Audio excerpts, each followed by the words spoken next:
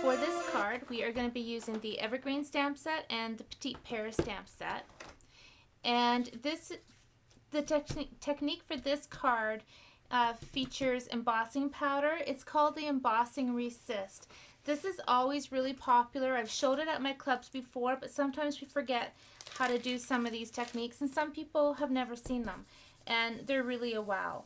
So what I'm doing is I'm taking my embossing buddy and I'm just wiping it over my piece of Whisper White cardstock. What this does is it removes the static from the paper so that your embossing powder doesn't go where you don't want it to go.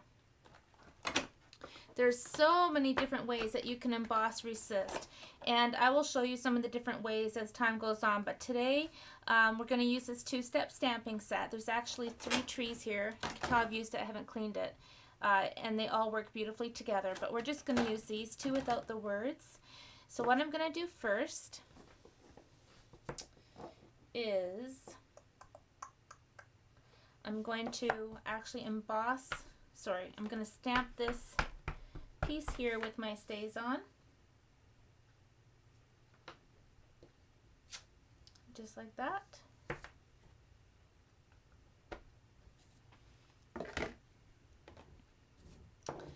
And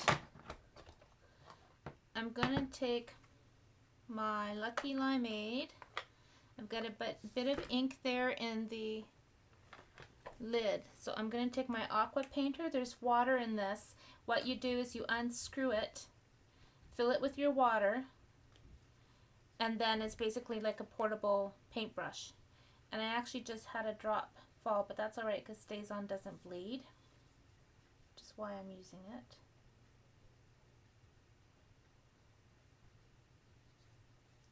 This is probably one of the fastest ways to color. It's probably one of my favorite ways to color, is using my ink pads and the aqua painter. You can use a blending pen if you don't have an aqua painter, but using a blending pen with your ink pads makes it more like a marker, and that's good too instead of using markers if you don't want such a bright, distinct, bold color. If you want it softer and then gradually add color, you would use your blending pen, or you would use your aqua painter.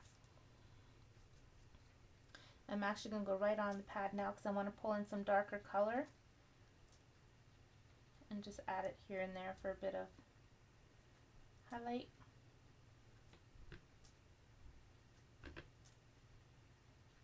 And as this dries as well, you can go back and add color until you get it exactly how you want it to look. And I think I'm happy with that. To clean it, just go back and forth on your scrap paper till it comes out clean and it's ready to go in your next color. By the way, not everybody knows, but you can buy these placemats from Stampin' Up. They're in the catalog. You get 100 of them, and I believe they're about $12, $25 or thereabouts. And I actually feel naked when I'm not stamping on top of one of these. I love them because they've got the measurements on them. On the corner, they have the measurements for the card dimensions. Really, really handy. So I'm just taking my soft suede and I'm adding some color to the tree trunk. Alright. I am going to actually give this a zap. I'm kind of doing things a little bit backwards here. I want this to be fully dry before I put on my embossing powder. So I'm going to give it a zap with my heat tool.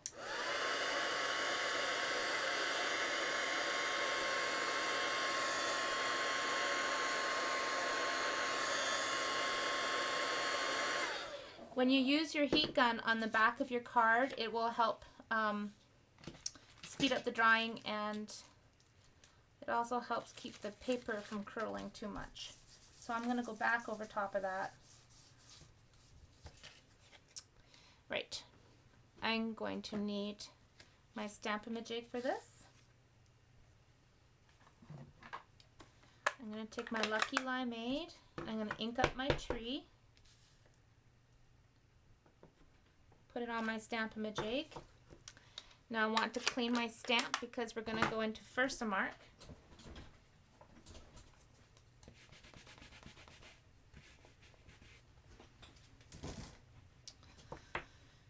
So we're going to ink this up in the Versamark now. Get up really well. Got a little something in there. Right. You're going to take your tree. You're going to position this. I find it's easy to position the trunk of the tree. And this isn't going to be bang on. It's not meant to look like it's completely perfect. Line up my handle, move that, and I'm going to stamp my Versamark right on top.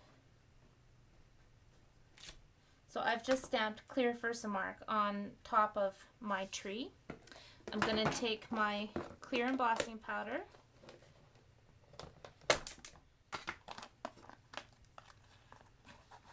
and sprinkle that over the tree.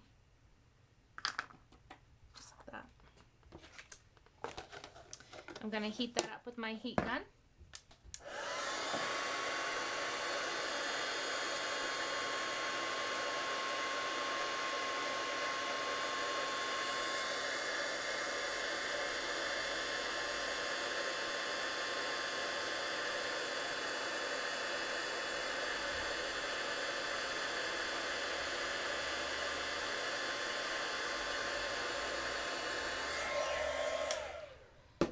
I have to say that looks pretty, just as it is. It's nice and shiny now.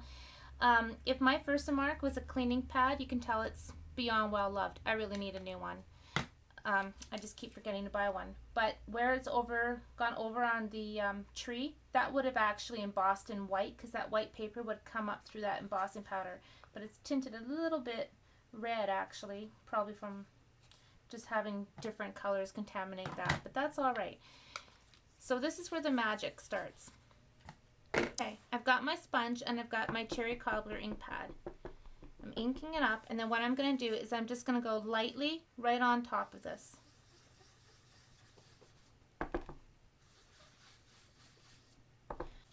So you'll see the the clear embossing powder on the tree is resisting the ink. I'm going to take a paper towel and I'm just going to wipe that off.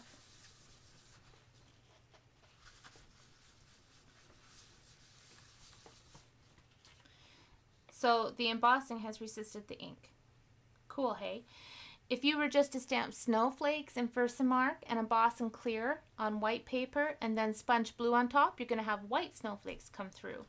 If you emboss in Versamark with clear embossing powder on a patterned paper, like designer series paper, and then sponged a really dark color on top, the pattern of that paper is going to come through. So I'll demonstrate these, but that's just some of the embossing resist techniques. There's quite a bit you can do with this one technique alone. Okay, the next thing I'm going to do is I'm going to take my basic black and I'm going to sponge around the edges on all the cardstock. So this is the base of the card, and then we're layering it with these. And then this is from the designer series paper pack that's in the holiday mini, and I believe they're like 4x6 or something like this. I cut them in half at 3 1/4, and then I can get 2 cards out of one piece. See, like that's perfect on there. So you get 48 pieces in a package, so times 2, that's a lot of cards. So I'm going to go ahead and start sponging, and I'll just show you how I do that on this first one. Just go right around the edges.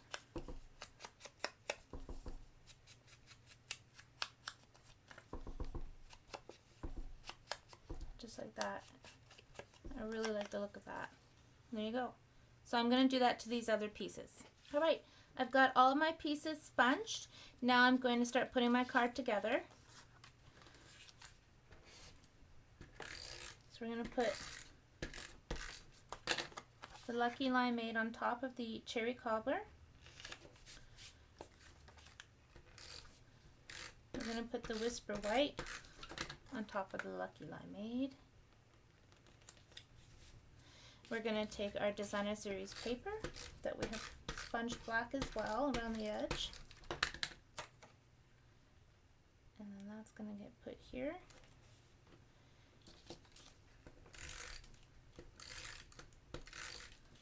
And then the center is going to get put on the top.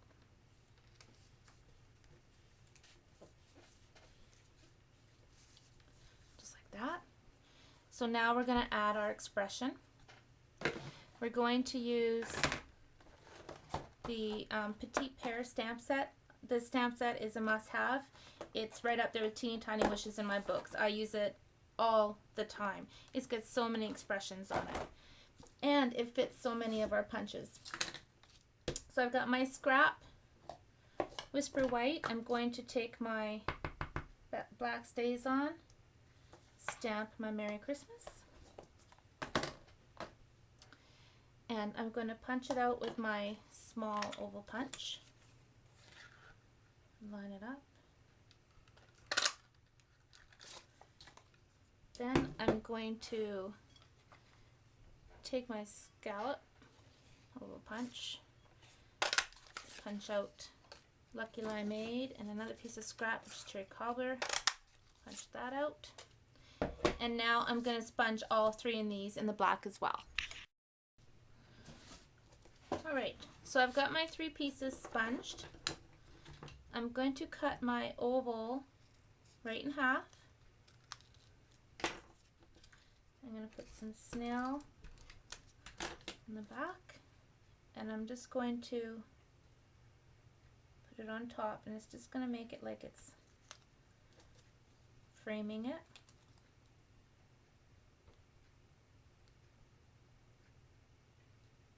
Just like that.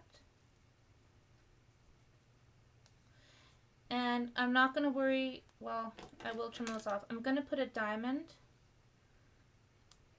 on those ends to kind of tidy that up. That's actually off a little bit. There. Okay. So we're going to put our snail. We're going to position this right down here like that. And now we're going to put on a couple of dimensionals, and then the last step is going to be putting on a couple of the diamonds.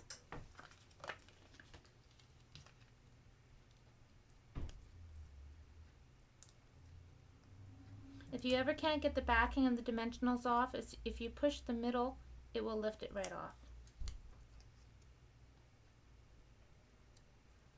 Okay, now those diamonds.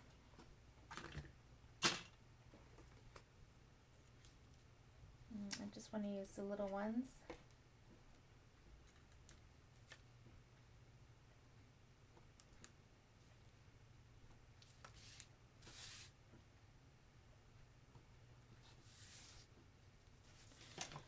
Okay, and I do have ribbon. Here we go. I'm just going to go up and I'm just going to tie a knot. The secret for tying a knot: make it like a cross, put your finger in the middle, lift the bottom up, fold it under, and then pull it sort of on a diagonal. And don't pull out your middle finger until it's almost at the knot. And then I kind of hold this down and keep pulling on the top.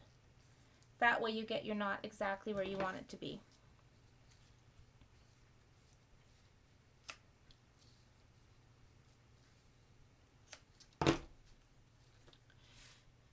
And let's don't forget the shimmer spray.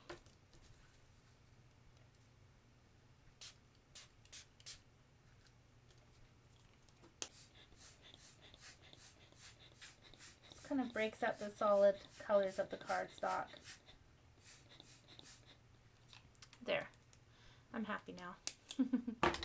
That's your bonus card, the Emboss Resist. You know what? We need something for the top of the tree too, don't we?